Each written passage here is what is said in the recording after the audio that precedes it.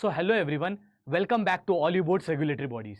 And आप बहुत दिन से वेट कर रहे होगे फाइनेंस करंट अफेयर्स का।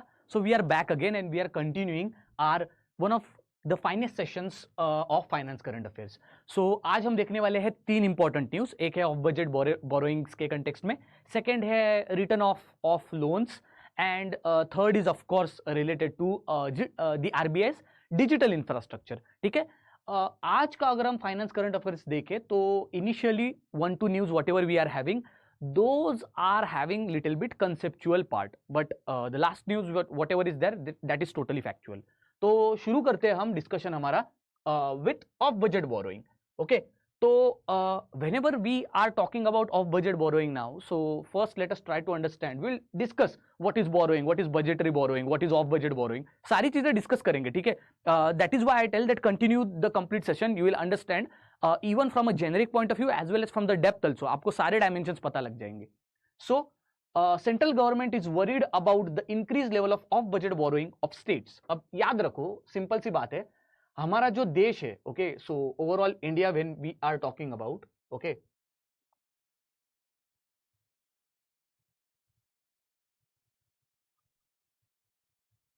सो ओवरऑल इंडिया की जब मैं बात करता हूं तो here we understand one thing very clearly.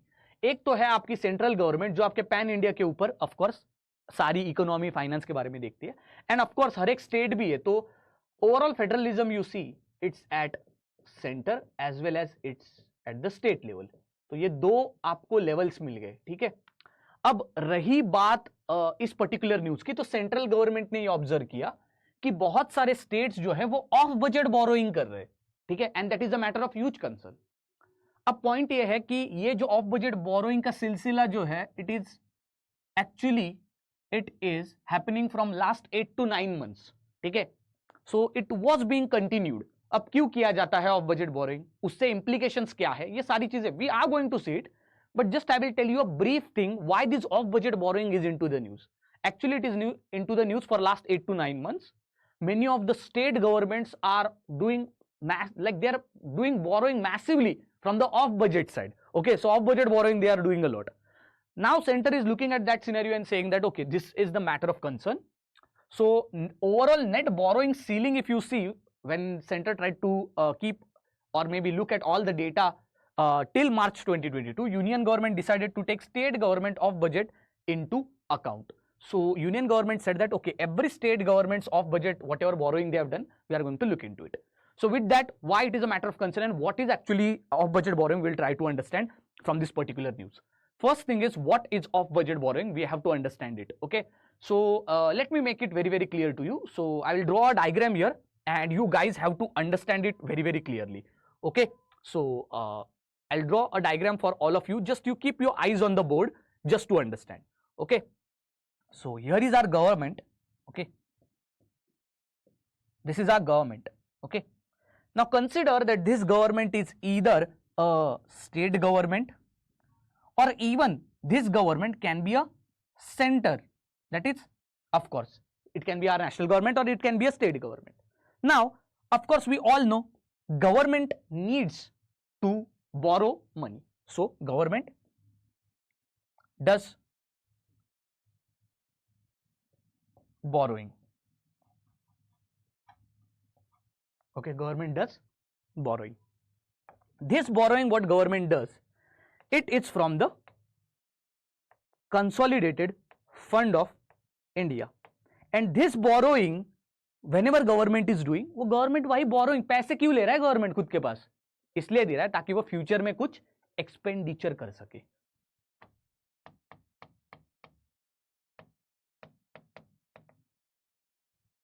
समझ में आ रहा है आपको? अब हर साल every year, if you consider at centre, if you consider at state, we all know budget is passed. Okay, we all know budget is passed. What is budget? So budget is plainly nothing but it is an account statement. Budget एक ऐसी account statement है, आपने देखा होगा निर्मला सीतारमन जी पूरी red colour की file आपकी अपनी बैग लेके आते हैं, रेड कलर के फाइल्स होते हैं. So these are nothing but accounts, yearly accounts, financial data, financial transactions of that particular government. Simple सी बात है, it would be account of how much money came inside, all the receipts, and how much money we are going to expend, that is how much money is going outside. Am I clear? Now, this particular, normally whatever your money is borrowed, that is through budgetary borrowing. So that's why always remember, government at center or at state level, it needs to borrow money through, if it needs to borrow money for its expenditure. So every year during the budget, under government, whatever ministries are there, consider this for example, Ministry of Farmers and Agricultural, Ministry of Agriculture and Farmers Welfare, Ministry of Rural Development, Ministry of Urban Affairs, Ministry of Women and Child Development, whatever this you could see, whatever these ministries are there, every ministry will give its demands, okay, or expenditure. So every ministry will give its demand according to its expenditure.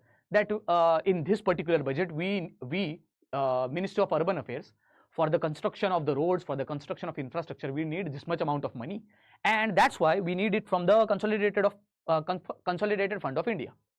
So whenever a ministry, that is of course government, is asking a money or maybe borrowing a particular money through budgetary route, that means in the budget they are asking money, government is asking money through the budgetary route, that is called as budgetary borrowing, in which money is taken from the treasury, that is consolidated fund of India. That money is used for the expenditure which will come in future. Okay, now remember it very, very carefully. I will tell you one thing. Suppose there is an expenditure which is related to public distribution system, that is PDS system, whatever rice are given at subsidized rate to the people who are in below poverty line. Okay, suppose we need 1000 crore rupees for that particular 1000 crore rupees for that particular expenditure. So we need how much? 1000 crore rupees for that particular expenditure.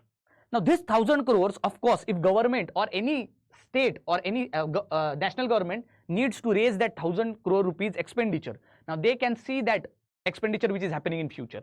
So therefore through budget they can take the money from the consolidated fund of India. So therefore here you will understand, actually, if a particular government takes or maybe borrows the money from the budgetary process which is mentioned in budget, if they gave their expense and if they raise the money from the budget, then that is called as budgetary borrowing. It's simple as if, like, suppose I am a student, if my parents are there, my mother and father, and they give me monthly whatever my pocket money is there, that's 5000 rupees. Suppose one time in 1 month in future I need 3000 rupees extra for just my cycle repair. Okay, so now whatever 5000 rupees my pocket money is there, that I use it for my traveling, I use it for maybe food, for my other whatever expenses are there, day-to-day expenses. So I'm using that money.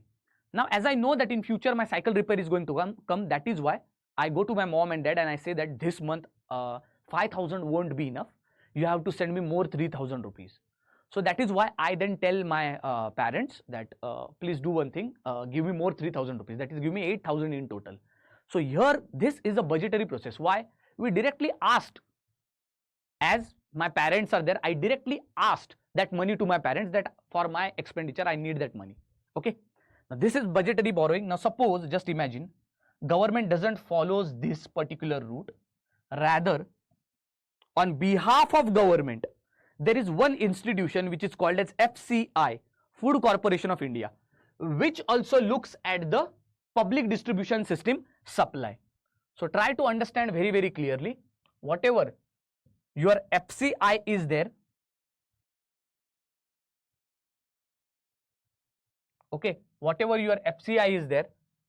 So suppose FCI is an organization or arm under the government only, it's a government body, right? So Food Corporation of India, suppose on the behalf of government, if it raises some amount of money, from different funds or any other sources, such as for example here National Small Saving Fund, it is a small fund which comes from government savings. Okay, so if FCI takes some amount of money and if that same money is used for the expenditure of public distribution system, that is 1000 crores, then this money has been not raised from your normal budget. Such type of any of the arm of government or institution of government or organization under government, if it raises the money on the behalf of government but not through the normal route of budgetary borrowing but outside the budgetary borrowing, then that is called as off budget borrowing. Okay, so here try to understand Off budget borrowing is also known as extra budget financing, that is out of the budget financing, a way for governments to get money without officially showing it's part of their yearly financial plan. So here you try to understand whatever government has raised the money through budgetary borrowing, that is money which has been taken from Consolidated Fund of India, that would be considered in their yearly financial plan. Okay, so therefore if a government is actually borrowing 1000 crores directly from Consolidated Fund of India, what will happen? Of course, the money which the government has raised, of course it could be considered in its yearly financial plan, and therefore again for government only for that particular year it would be very difficult to achieve the fiscal deficit targets. That means, of course, if you are borrowing the money, you have to give it back, right? So similarly, if a particular government, for this purpose only, what government does is that, let's take an example. Suppose 1000 crore rupees.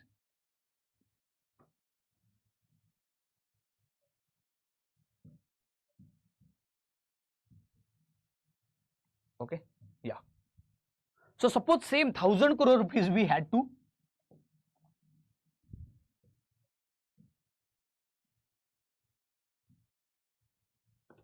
suppose 1000 crore rupees only we had to borrow. Okay, suppose government borrowed 600 crore rupees from budgetary borrowing. So from Consolidated Fund of India, government borrowed 600 crore rupees so as to it can spend it on our food security, it can spend it through the subsidies which it is giving in the public distribution system. Now, but the problem is, how much is the expenditure required? How much money is required for the expenditure? 1000 crore rupees.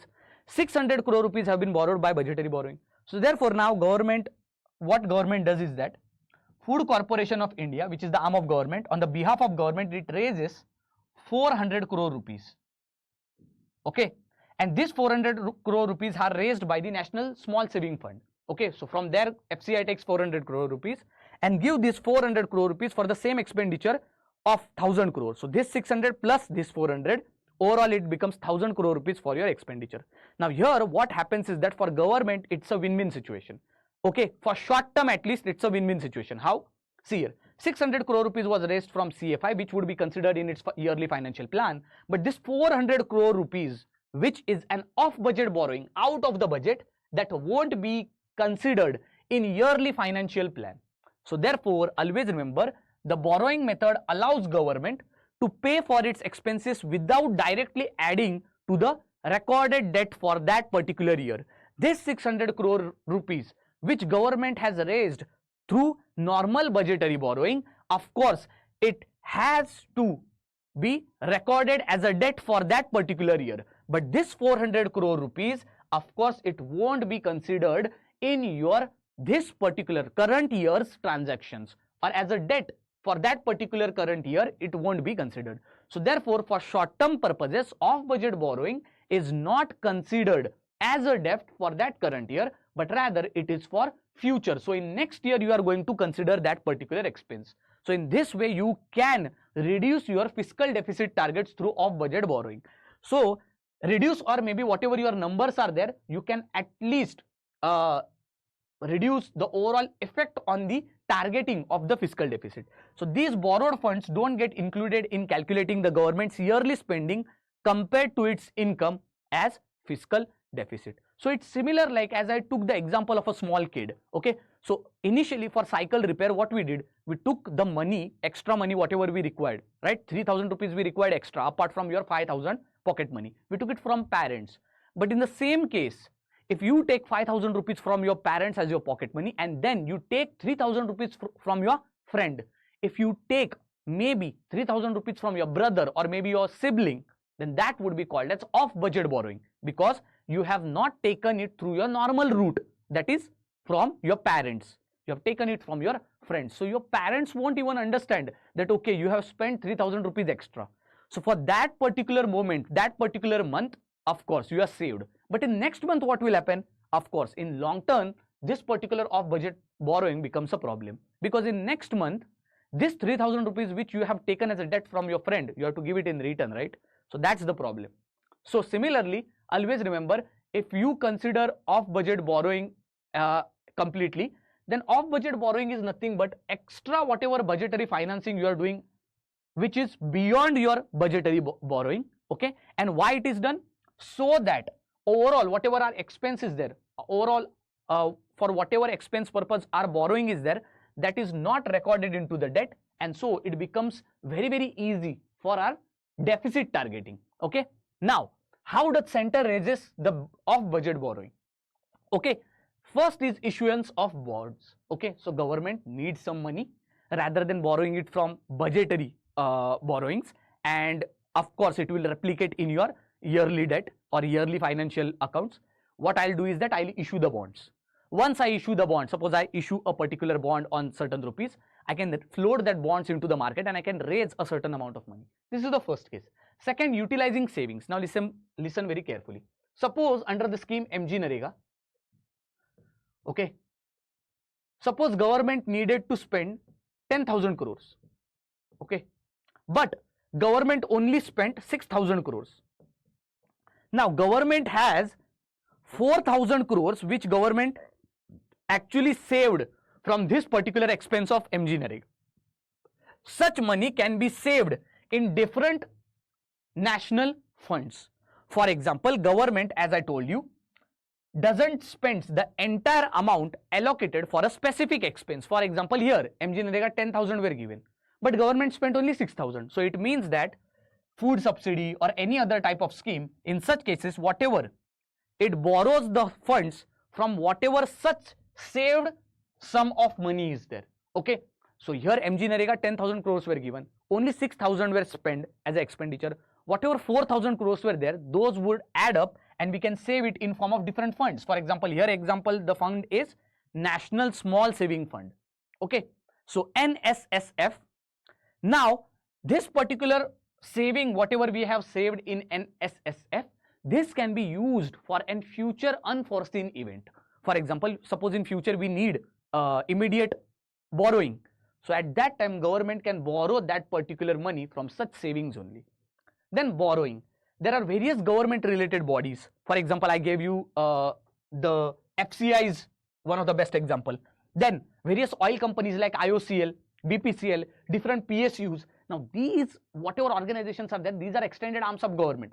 So therefore they can raise the money or they can borrow the money on behalf of government. Okay, so in this way, again, this could be also off budget borrowing. And then comes bank sources. Similar to PSUs, public sector banks are also there, and those can be tapped for their funding through funding of budget expenses. So loans from these banks have been used to cover shortfall in releasing subsidies, for example, fertilizer subsidy. So in this way, these are the 4 ways through which government can raise the money or maybe borrow the money from off the budget. That is not normal budgetary borrowings, but rather outside it.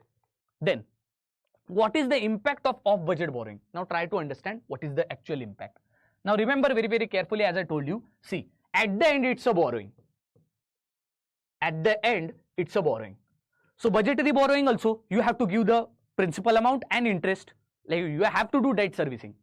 Similarly, off budget borrowing for short term, for this current year, of course it won't be considered in your whatever financial accounts or maybe for your debt. But in future, definitely for next year, you have to pay the interest, you have to pay the principal. So therefore, here in future, it creates balance of payment problem or balance of payment crisis. It creates an imbalance in the balance of payment. Apart from that, it also creates account deficits. It actually widens the account deficit, where we know that deficit are of 3 types: revenue deficit, fiscal deficit, and primary deficit. Okay, now let's get this thing into depth. Remember that as balance of payment, what is balance of payment? So I'll give you an idea. Balance of payment is nothing but, suppose this is my country.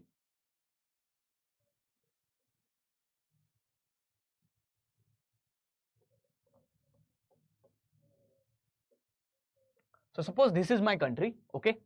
So this is India. So for any country, a comprehensive record or maybe accounts of all the financial transactions which happen between that particular country and the rest of the world. That means all the transaction which happens between this cross border of this particular country, those transactions are accounted, of course, in a comprehensive record. This is called as balance of payment. So for a typical period, that means maybe for 1 year, you can understand that all the economic dealings in the sense whatever transactions, imports, exports, import exports in the sense how much goods came inside India and how much money flown outside India, how much goods went outside India and how much money flown inside India. Then investment, how much India invested outside the world, how much world invested inside India. Loans, how much loan did we take, state government, central government, how much loan did we give, and then comes other financial exchanges. So it means that overall, what are the overall at cross border, that means outside the borders, within the borders, what for a particular country, what are the different financial transactions that have been taken place between that country and rest of the world for that particular year. This is your balance of payment. Now, how is BOP imbalance created? How is BOP crisis like it widens because of your what? Off budget borrowing. So here we have to understand, whenever a balance of payment crisis occurs, you have to understand that it showcases that either country has a surplus, trade surplus, that is more inflow than outflow of currency. Inflow of currency when it would be higher, when you would be exporting more goods. When you would be having deficit, that is when you will have more outflow of currency than inflow, when you will be importing more. So in this way, either a country will be having, based on this BOP transactions only, either a country would be trade deficit or either it would be trade surplus. Okay. Now understand, because of the off budget borrowing are increased, as government, see for government, if off budget borrowings are increasing, so it becomes responsibility of government in long term also that many of the whatever sum is there, whatever income receipts are coming, they will again go in future for, of course, your debt servicing. That means for paying these borrowings. So therefore, government deficit also increases. So just take an example, I'll tell you how. The same example which we have taken here. Okay. So imagine this. Suppose from parents, okay, you took 5,000 as pocket money, and because of your cycle repair, you took 3,000 from your friend. Okay. Now, what happens is that for this month you are sorted, but for next month what will happen? Of course, now look at it very carefully. Again, your parents would be giving 5,000 to you, but of which the 3,000 would be actually immediately they will vanish. Why? Because in next month you have promised your friend that this 3,000 I will return you next month. So that's how you will have again 2,000 with you. Now again, here you can understand government has a deficit. So in this way, government, whatever borrowings are there, to give return whatever interest as well as principal for those borrowing, government has, it results into deficit for government, and in this way again investment also reduces in that particular country. So what do you mean by that? Simple. Now whatever 3,000 rupees gone to my friend, I am having only 2,000 in my hand. So now how I am going to manage my expense? I can neither invest anywhere, I can neither do anything. Same happens with government. When excess whatever money is there, actually what is normal for any type of government, it borrows for investment. Okay. But if more borrowing is there, then major part whatever is borrowed, that will go for actually debt servicing or maybe for the borrowings. And in this way, very less amount of saving or maybe borrowing would be left in hand, which can be used for investment. When such type of investment goes down, then automatically, we all have seen in our previous lectures, even a good virtuous cycle or economic cycle can be converted into a vicious cycle, because investment is everything. If investment amount goes down, automatically it has a ripple effect and it converts a good economic cycle into vicious cycle. Let's try to see how. So it has impact on government trade also. Okay, so as investment reduces, automatically our overall production reduces, our overall whatever goods we have produced for export, those also get reduced. So it impacts our trade.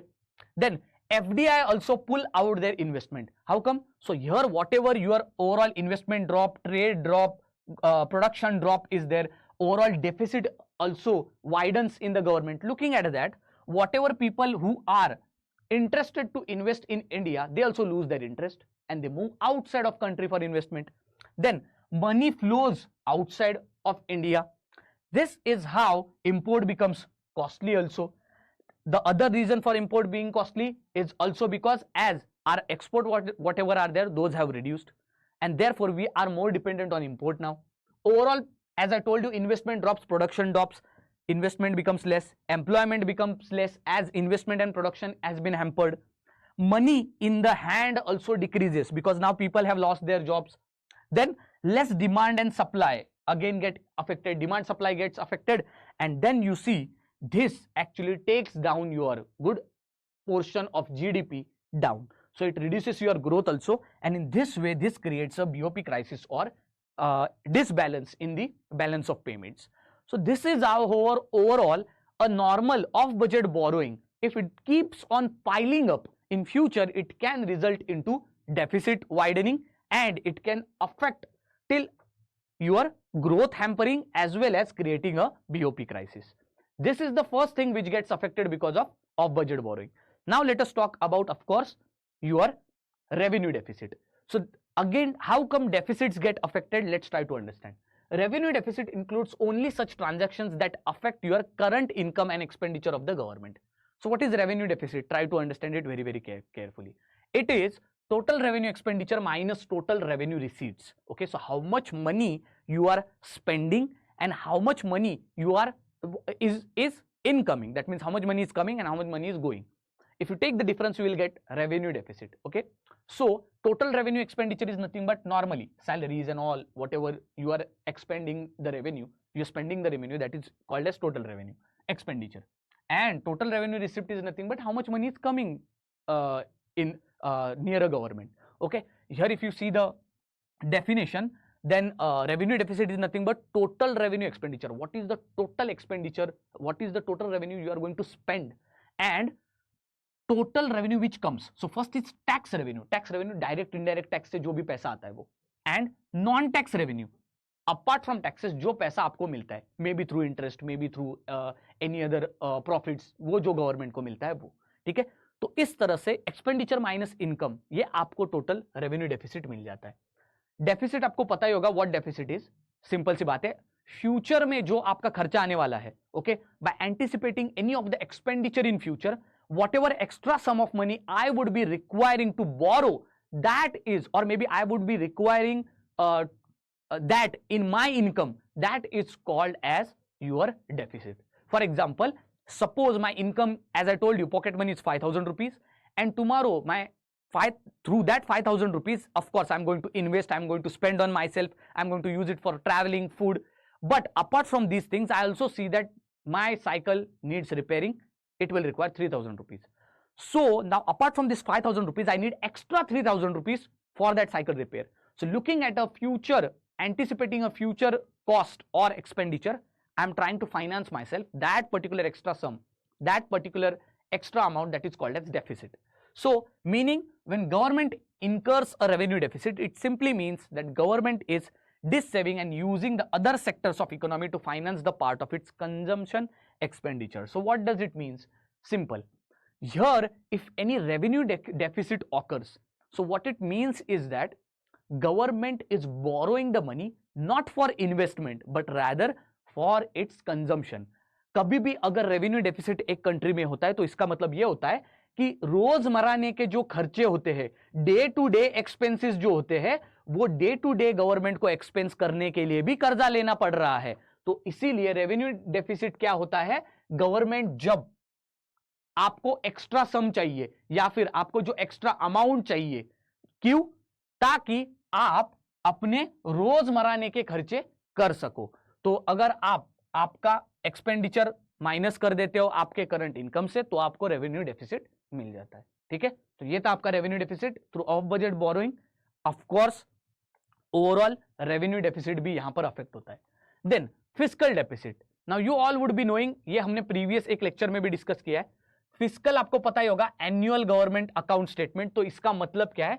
Fiscal deficit होता है current deficit. ठीक है, उस साल का पूरा deficit कितना है. सो इट इज डेफिसिट का मतलब शॉर्टेज. मैंने पहले ही कहा कि कितना शॉर्ट मनी है आपको, आपके पास या फिर आपके अकाउंट्स में, जो कि आपको एक फ्यूचर खर्चा देख के आपको पता है कि भाई इतना पैसा कम है मेरे पास. ठीक है, so for example my suppose salary is 20,000, okay, but there is expenditure of 10,000, okay, in future. Okay, so 20,000 comes to me. Everyday expenses leaving those, if there is an extra 10,000 expense, so it means that 10,000 is an deficit, shortage. Okay, So it defines the difference between what government spends and what government collects as a revenue.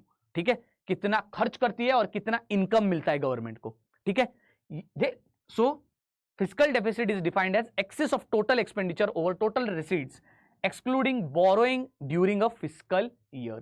एक साल में अगर borrowing छोड़कर, ठीक है, एक साल में बोरोइंग छोड़कर अगर आपका टोटल एक्सपेंडिचर अगर हमने देखा और अगर हमने टोटल इनकम देखा, तो जो भी शॉर्टेज ऑफ मनी रहेगा, what is that extra sum of money you would be requiring, that would be called as fiscal deficit. Generally fiscal deficit मतलब यही होता है कि कितना आपका डेफिसिट या शॉर्टेज है उस साल के लिए. Okay, so it's a borrowing requirement of the government during the budgetary year, वही मतलब करंट हो गया ये.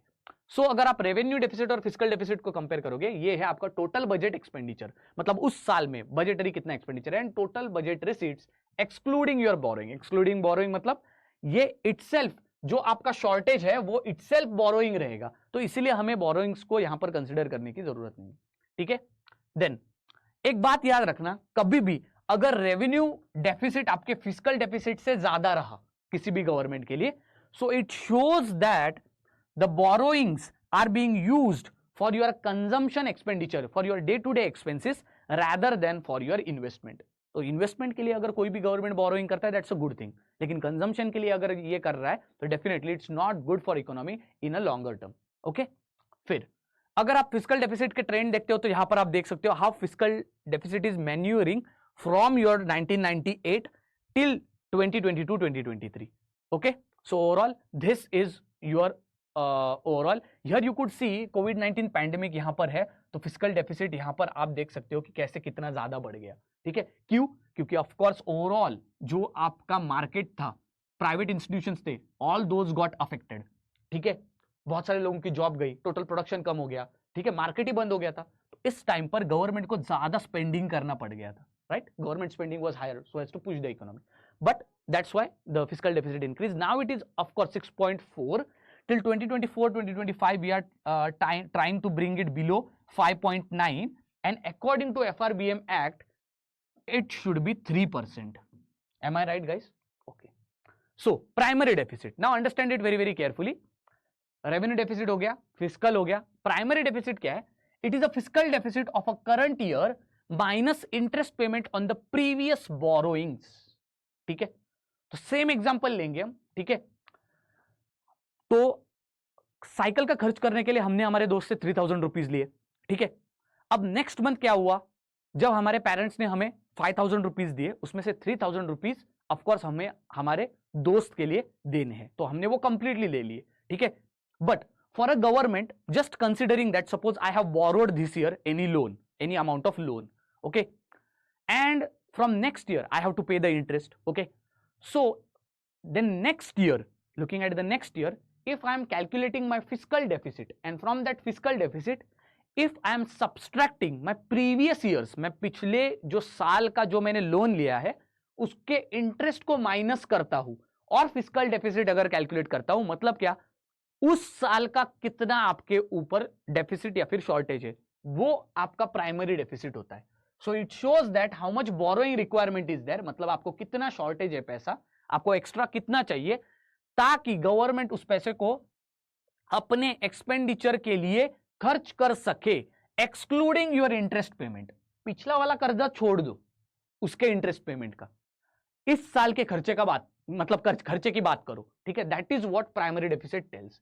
It indicates the gap between government's expenditure requirements and its receipts, not taking into account expenditure incurred on interest payment of loans taken during previous year. Simple सी बात है, आप interest payment को बस हटा दो. अब ये क्यों हटाया जाता है इंटरेस्ट पेमेंट को इसमें से, क्योंकि ये जो हमारा प्राइमरी डेफिसिट है वो ये दिखाता है कि गवर्नमेंट का एक्चुअल जो इस साल का इंपॉर्टेंट प्राइमरी खर्चा क्या है. ठीक है, पिछले साल का इंटरेस्ट पेमेंट हमें पे करना ही है, but that is not your primary deficit. Primary deficit is fiscal deficit what ever has happened, okay, for that current year. Okay, so expenditure के लिए गवर्नमेंट को क्या शॉर्टेज गिर रहा है, leave your expenses which we are doing for the interest payments of previous loans. Okay, तो ये हो गया primary deficit. So in this way let us see now the overall stats and data. So the current state of Indian financial picture involve several की points. पहला तो आप देख सकते हो कि reduction of budget borrowing overall 18,499 crore rupees, इतना आपका बजटरी बोरोइंग जो था वो डिक्रीज हुआ है। तो ऑफ बजट बोरोइंग कितना डिक्रीज हुआ है? 18,499 करोड़ रुपीज। ये ऑफ बजट बोरोइंग आपका 2022-23 में रिड्यूस हुआ है, इतना रिड्यूस हुआ है। ठीक है, अगर मैं ओवरऑल फिस्कल हेल्थ की बात करूं तो for fiscal sustainability both central government and state need to align with their deficit targets according to fiscal responsibility and budget management act. तो इसीलिए आपके बहुत सारे state governments off budget borrowing करते। क्यों? क्योंकि हर स्टेट को सेंटर एट स्टेट लेवल उनको टारगेट करना है 3% आपका fiscal deficit according to FRBM act. तो इसीलिए गवर्नमेंट ज्यादा कर्जा ले नहीं सकती। बजटरी एलोकेशन से अगर गवर्नमेंट ज्यादा कर्जा लेने लगी तो बजट थ्रू बजटरी बोरोइंग्स, तो ये रिफ्लेक्ट होगा उनके फिस्कल डेफिसिट में। तो और फिर वो रेप्लिकेट होगा रेवेन्यू डेफिसिट, फिर वो रेप्लिकेट होगा प्राइमरी डेफिसिट, फिर वो रेप्लिकेट होगा उनके बीओपी क्राइसिस में। ओवरऑल फाइनेंशियल हेल्थ बिगड़ जाएगी। तो इसलिए स्टेट गवर्नमेंट्स क्या कर रहे हैं, ठीक है भाई बजटरी बोरोइंग नहीं करेंगे, हम क्या करेंगे, ऑफ बजटरी बोरोइंग करेंगे। लेकिन होता क्या है उससे, for that particular year you meet the targets of your fiscal deficit, but for next year you create more problems. Okay, so off budget borrowing for short term it's a good solution, but for long term for next year it actually creates more problem than actually solving them. ये हमें समझना होगा। ठीक है, then deficit targets, ठीक है, fiscal deficit 3% of gross domestic product ये target दिया गया है। अभी अगर आप देखते हो 6.9% था 2024 तक, we are trying to bring it below 5.9% and then 2030 और 28 तक ये कहा गया है गवर्नमेंट के रिपोर्ट्स में that we will try to bring it below 3%। Okay, very difficult thing but let's try to see. Then one of the news which is there that is your of course over half of financial year 2023 bank loans were written off, okay, and these loans were linked to the large industries. So first we will try to understand what do you mean by waiving of a loan and what do you mean by written off of loans. Okay, so over half of total loans were written off by scheduled commercial banks, SCBs, RBI के लिए बहुत ज्यादा important. तो 2022-23 साल में आधे से ज्यादा जो लोन्स SCBs ने उठाए हैं उनको यहां पर रिटर्न ऑफ कर दिया है। Total 2 lakh crore worth loans were written off by banks in the financial year of 2023, out of which 52% were linked to large industries. ये क्या होता है भाई, written off loans? Always remember, जब आप कर्जा लेते हो, सपोज एक लोन विच लिया है and now it is not counted as an asset. तो एक बार मैं बताता हूं एसेट क्यों है।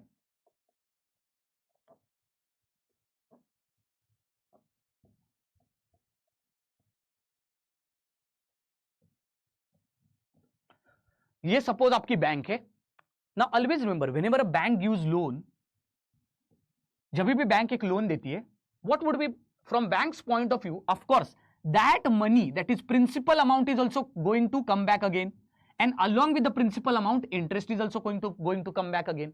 So therefore for any bank loan is never a liability, loan is an asset to that bank. Now suppose a certain loan is no longer considered as asset. ये कब हो सकता है? सपोज एक इंसान जो उसने लोन लिया है उसका इंटरेस्ट या फिर उसका प्रिंसिपल देने से मना कर दे या फिर वो दे ही नहीं रहा है। ठीक है, so whenever a loan becomes sour, that means a loan after a borrower has defaulted on the loan. Defaulting मतलब क्या, रीपेमेंट नहीं कर रहा। So therefore there is a very low chance of recovery of such type of loan.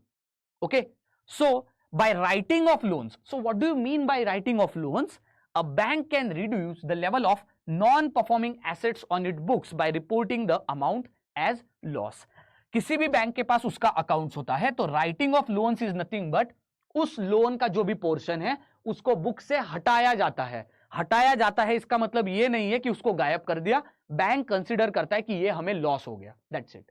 Okay, next, what is non performing asset, ये आपको समझना होगा।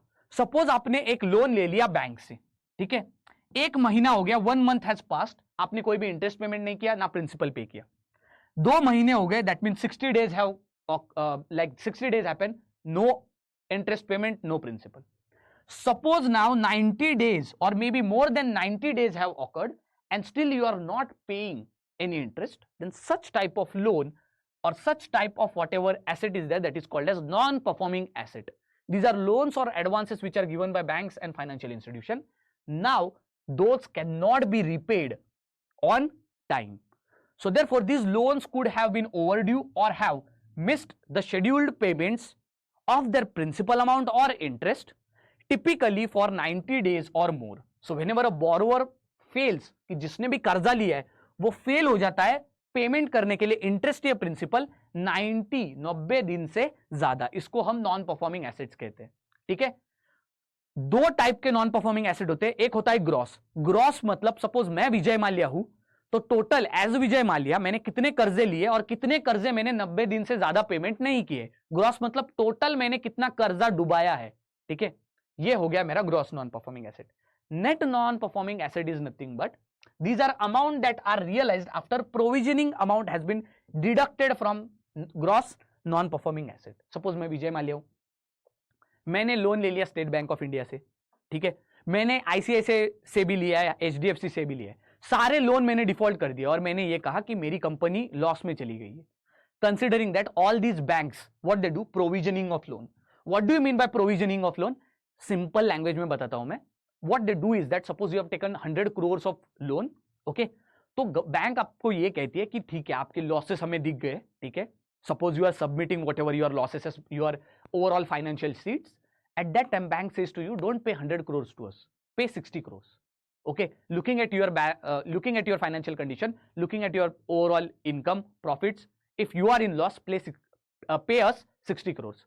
This is called as provisioning, in which banks try to reduce your overall repayment or overall your principal amount or interest, so that at least some amount of money banks will get in return. Otherwise all the loans will become a complete loss. Okay, so this particular amount that is realized, that particular borrower has to pay after provisioning amount is deducted from the gross non performing assets, that is called as your net non-performing asset. Okay, so here I have already told you what is non-performing asset. It is nothing but for 90 or more than 90 days you don't, or maybe you are not able to pay your interest or either your principal. So provision are related to non-performing assets. So first understand what is provisions which are given by banks for your NPAs. First is bad bank.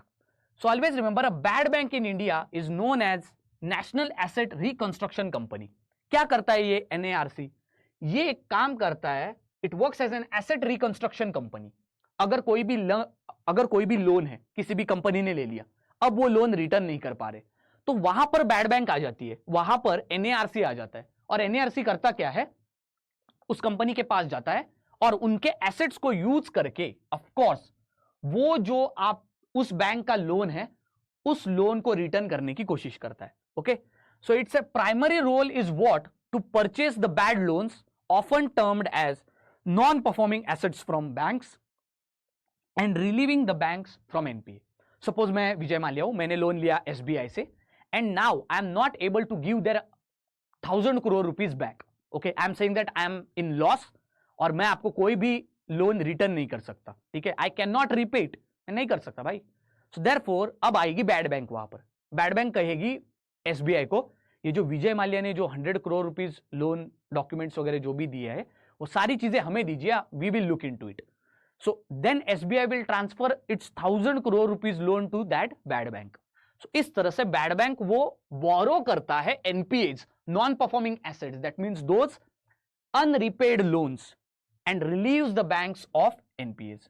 So this of course NARC acquires this stressed loans. Stressed loans मतलब जहां पर कुछ भी return नहीं आ रहा है, and its objective is to sell them to buyers who specialize in dealing with the distressed debts. मतलब क्या, सिंपल, ये जो बैड बैंक है वो सारे लोन्स के डॉक्यूमेंटेशन लेगी और उसको आगे कहीं पर ऐसे किसी भी एंटिटी को बेच देगी जो कि they are having experiences while dealing with such unrepaid or maybe bad quality of assets, that is unrepaid loans.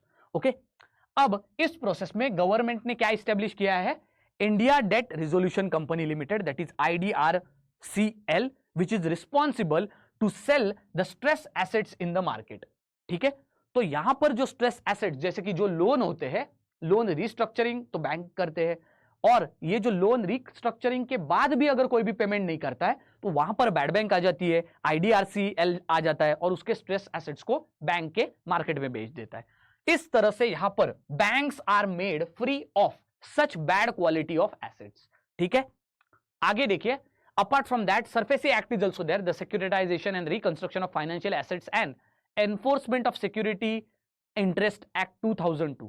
ये क्या करता है, सिंपल, अगर मैं विजय माल्या हूं, मैं 1000 करोड़ रुपीस एसबीआई को रिटर्न नहीं कर रहा, अब bad bank has come into picture. Okay, now bad bank is saying that okay Vijay Mallya ji, if you can't give 100 crore rupees return as or maybe you are not able to repay the interest, what we will be doing is that we will be taking your collateral। तो जो भी collateral उस loan में रखा है may be Vijay Mallya की company, may be उसका घर, तो वो बैंक ऑफ कोर्स ले सकती है as he is not able to repay. But at that time what this borrowers do is that, borrowers क्या करते हैं, कोर्ट में चले जाते हैं कि ये देखिए हमारे घर को ले रहे, ये देखिए हमारे बिजनेस को ले रहे। So at that time to remove the involvement of court in such matters, SARFAESI Act comes into picture. Now this act enables bank to have right to enforce security interest and enables them to issue the notices to all the borrowers who have defaulted on their loans. These notices demand repayment of outstanding dues and give the banks the power to possess the collateral which has been provided by the borrower। मतलब loan secure करने के लिए जो भी collateral दिया है, उसका घर हो, उसका बिजनेस हो, तो सरफेसी एक्ट बैंक को पावर देता है कि भाई तुम उस घर को उठा सकते हो, कोर्ट बीट वो नहीं जा सकता। ठीक है, so it keeps the court out of such financial transactions. The act aims to empower the bank to recover loan efficiently by allowing them to take the control over collateral assets.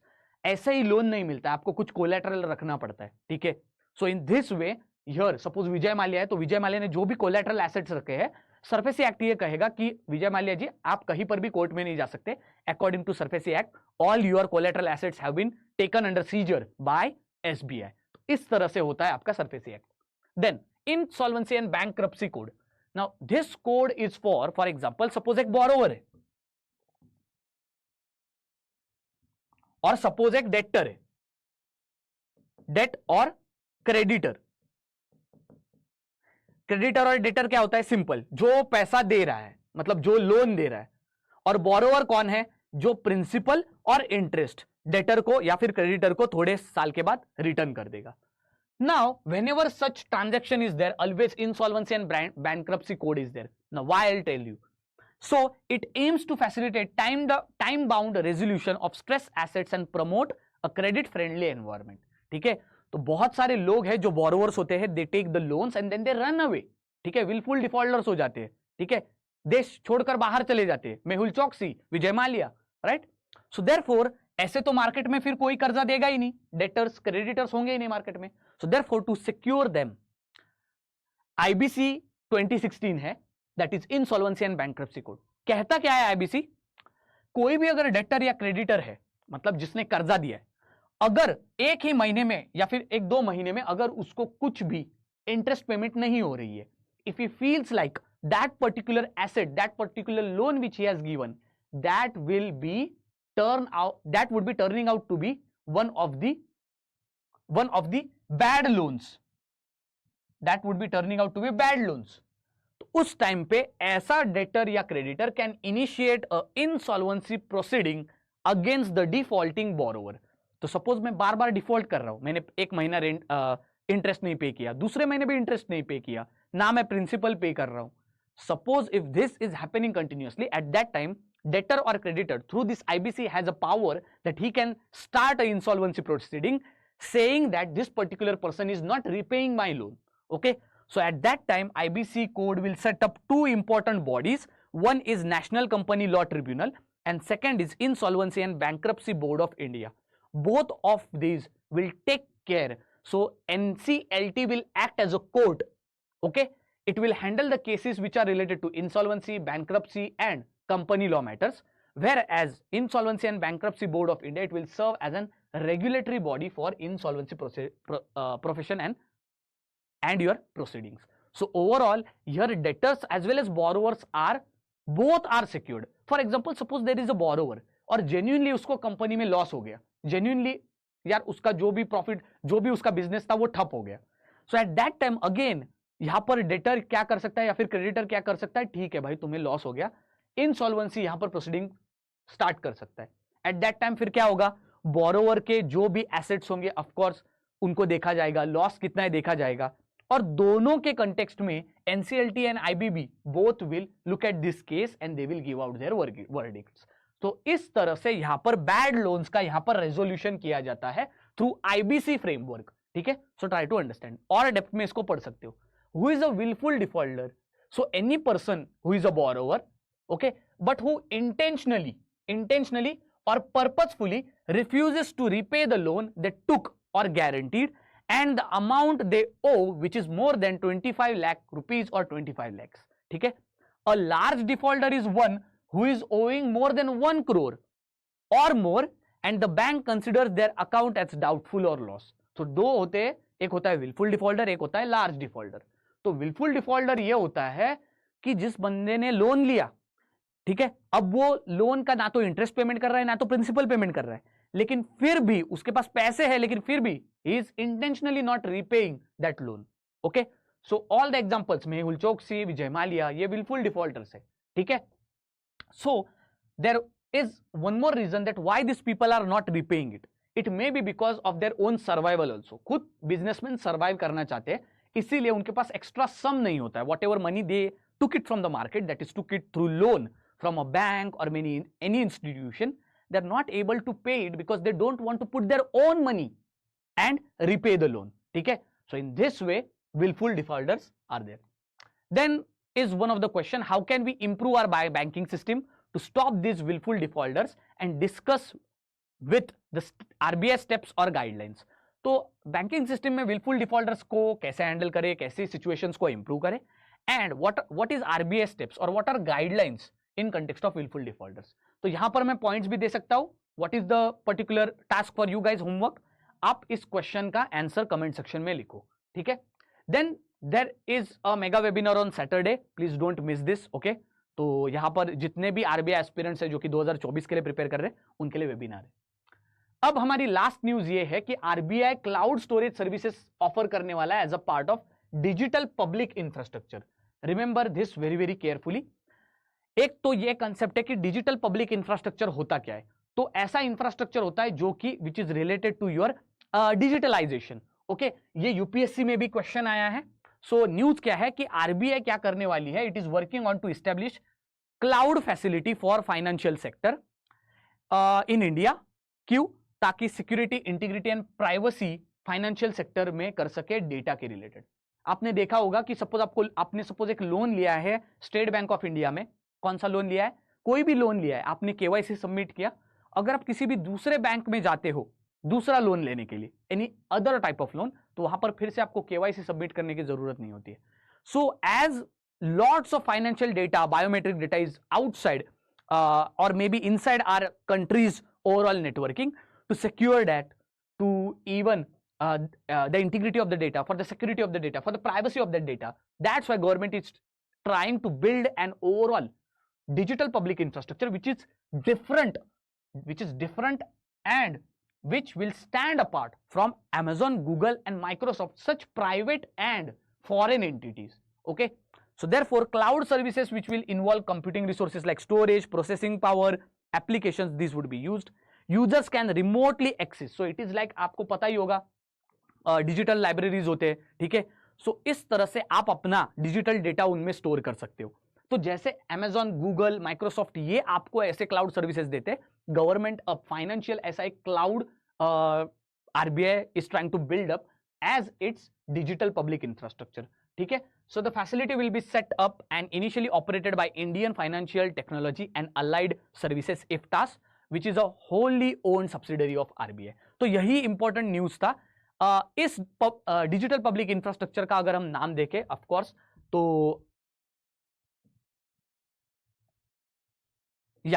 Of course आप देख सकते हो it is India stack. ठीक है, तो India stack के अंदर क्या क्या आता है? एक तो भारत क्यूआर आता है, आधार एनेबल्ड पेमेंट सिस्टम आता है, आधार पे आता है, ई केवाईसी आता है, then immediate payment service IMPS आता है, एंड ऑफ कोर्स हमारे UPI सर्विसेज आती है। ठीक है, सो डिजिटल पब्लिक इंफ्रास्ट्रक्चर होता क्या है? ठीक है, digital public infrastructure initiative also known as India stack, it is a set of technology building blocks, okay, so which drives innovation, inclusion, competition at scale and operating under open, transparent and participatory governance.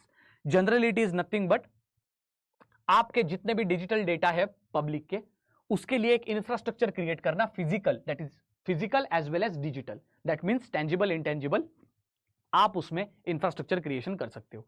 For example biometric identity programme, Aadhaar अगर आप देखते हो, UPI payments अगर आप देखते हो, ये सारी चीजें आपकी एक डिजिटल पब्लिक इंफ्रास्ट्रक्चर है। कैसे? आधार में देखो ना यार, आपका फिंगरप्रिंट वहां पर स्टोर्ड है, आपकी रेटिना स्कैन वहां पर स्टोर है, आपकी डिजिटल एक पूरा पर्सनैलिटी वहां पर स्टोर्ड है।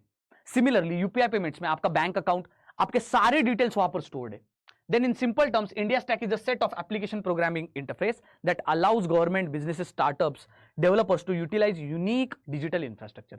तो ये फैक्चुअल पूरी न्यूज थी, ठीक है, आप इसके बारे में और पढ़ सकते हो। RBI steps for digital public infrastructure, ये आशीष सर ने आपको पहले ही एक आरबीआई सर्कुलर में पूरा पढ़ाया है। स्टिल इट इज अटैच्ड, ये आपको मिल जाएगा सेंपाई फॉर एस्पिरेंट्स ग्रुप पर या फिर हमारे रेगुलेटरी बॉडीज के ग्रुप पर। You can read it as you want it. ठीक है, तो ये फैक्चुअल न्यूज थी। आगे तो ये सारी चीजें आप पढ़ सकते हो। एक क्वेश्चन है, उसका भी आंसर लिख देना। Discuss the role of digital public infrastructure in financial inclusion, how it can threaten to public privacy and suggest the measure and steps RBI have taken. बहुत अच्छा क्वेश्चन है, ट्राई करना कि इसको आप कमेंट सेक्शन में दोनों क्वेश्चंस के आंसर दे देना। So thank you very much, see you next time.